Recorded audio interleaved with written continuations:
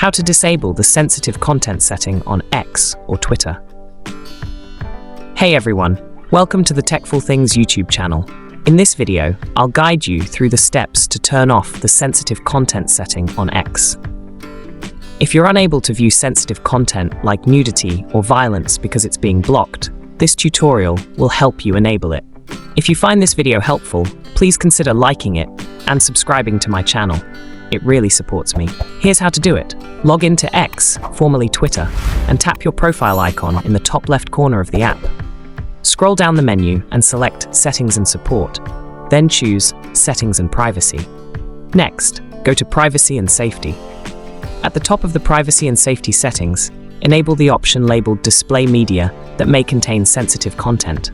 Scroll down to Search Settings and ensure that the Hide Sensitive Content toggle is turned off. Once you've made these changes, return to the X app and try viewing the sensitive content again. If it's still not working, close the app completely and reopen it. That should resolve the issue. If you have any questions, feel free to leave them in the comments and I'll get back to you as soon as I can. For more X-related tips and tutorials, check out the links in the description. If you enjoyed this video, don't forget to give it a thumbs up and subscribe to Techful Things. Thanks for watching.